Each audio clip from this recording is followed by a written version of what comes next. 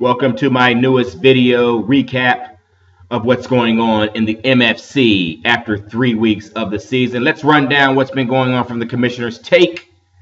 And what I'm also going to do this week is I'm going to call out the league busters.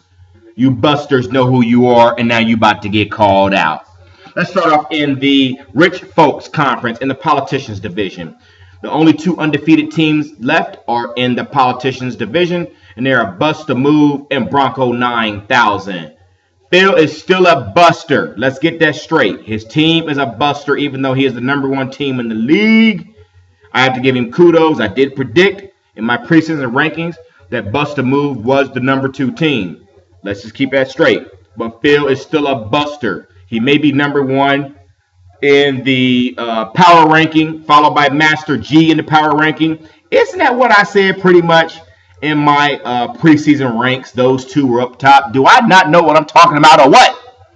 Anyway, Phil is undefeated along with Newt, but Phil has to manage his team to maintain that high ranking.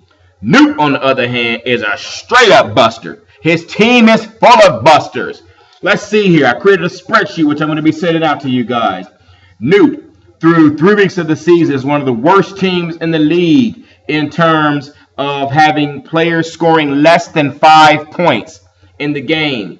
He is among the bottom 4. I am also, so I must admit. But when it comes to what I call the double dippers, players who score 10 plus, so double digits essentially, 10 plus points or more, he is at the top of that, one of the top teams there with 16. Is that right? With 15. Long story short, his plus minus on the deadbeat to double dipper ratio, he's one of the worst teams at a +4. The bottom line is Newt been sneaking by. The only reason why he even beat Lenny this week, which was by less than 1 point, is because his defense got a last-minute sack on Alex Smith, and Lenny's defense is just sorry. You don't play a defense against the Packers passing attack, Lenny. You gotta know that. If you didn't do that, you'd have beat Newt. Newt wouldn't be undefeated, and we wouldn't be sitting here talking about this buster right now. Yours truly is 2-1. I'm holding my own, only 88 points back from Phil. And then the new guy, Sam Donor, he got his first win this week. Surprise, surprise. Who did he beat? The defending champion. He crushed Lacuna Matata. He was just all over Dan, 171 to 117. Kudos to the new guy. Over in the Bankers division, they all sorry. Let's start with that Buster champion. Yeah, that's right, Dan. You are straight up Buster. All y'all 1 and 2. And don't even get me started on the Buster who did all that talking about how he was going to beat me. And I'm the home team, and that's the only reason why I'm going to win. Jason, the PSI Ire strikes back. I don't care if your name was Star Trek strikes back. You're still a buster. You scored 122 points on the spreadsheet I'm about to send out. You have the most. You're dead last, Jason, when it comes to players scoring less than 5 points. You rank 16th in the league.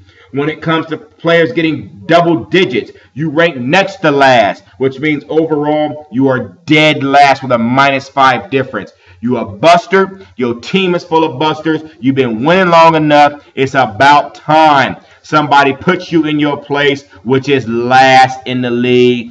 Get used to it. It's going to be a very long season for the Imp Sire Strikes Back. His ranking, power ranking, number 12. That's being a little too generous from CBS Sports. Then there's Leonard is 1 and 2 also. No Mercy. Mike is also 1 and 2. Let's go over to the Po Folks Conference, starting with the Panhandlers Division. It's that straight up buster, Carlo Barrera, and it's Hillary Clinton. 2 and 1, but that is just a facade. That is a facade in the making. This buster had the nerve to offer me a trade. Here's who he offered. He wants my number 1 stud, basically my whole team, and Adrian Peterson, and my number 1 Seattle receiver, Doug Baldwin, for some bums, including his team name, where he got his team name from. Jeremy Hill, who even CBS Sports is saying is a buster. Devontae Adams. Who is that? Who he played? And then Martavis Bryant. Who this dude be? What he do? Who are these fools? The answer to the trade request is get him up out of here. Who you think I'm a fool to make a trade like what up? You're a buster.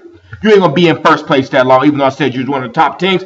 Eyes on you, also 2-1. He's right behind your tail. And you guys are tied in the Panhandlers division.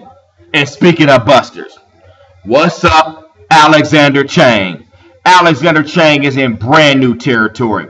Welcome to the rest of our club, who we've been used to being 1-2, and 0-3, and 1-4. This buster is 0-3. He done lost his natural mind. He want rules to be changed. He want new rules to be implemented, all because he ain't never been 0-3 in his life in fantasy football. Well, welcome to the 0-3 club, ya buster. Your team is sorry. I told you during the preseason ranks when I ranked you number 10 that your team was going to be sorry. And lo and behold, your team is sorry. You tied with the other new guy for last place.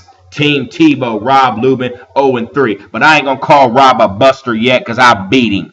And he deserved a break. I told him how tough this league was going to be. But he ain't no buster. He just tied for dead last with Alexander Chang, Mr. two-time champion, and now Mr. I don't know what the hell I'm going to do for the rest of the season because my studs on the Colts ain't doing what the Colts supposed to be doing. And as a result, I'm number 15 in the power rankings. Even Team Tebow is ahead of me in the power rankings.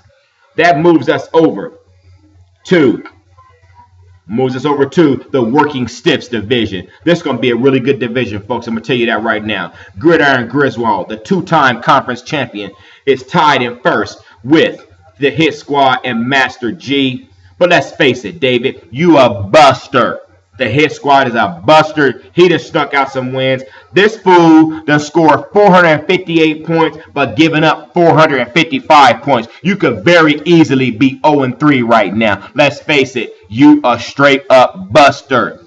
Garlo, Master G, who I said was number 1 preseason, he's also near the top of the list.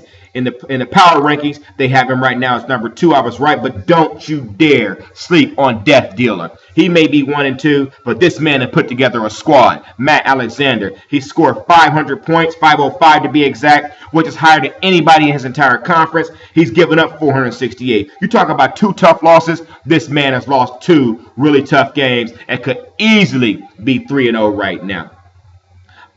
Looking at what happened this past week, he did get beat by 20 by Buster Carlo, but this man, I'm telling you right now, he gonna be something to deal with. Look out for the spreadsheet that's gonna be coming. It's called the intra-season statistics, featuring your deadbeats that lets you know how many deadbeat players you got in your team. Your double dippers, that's the boys who just holding your crew up, having you ball, and the difference between the two.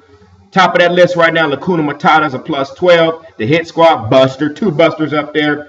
At the bottom of the list, Team Tebow, and as I said earlier, the biggest buster of them all, Jason Austin and his Empire Strikes Back. Well, you can strike back all you want. You can strike back when the Star Wars come out at Christmas. Your team still gonna be sorry. That's all for week 3. I'm the commish, and I'm out. Peace.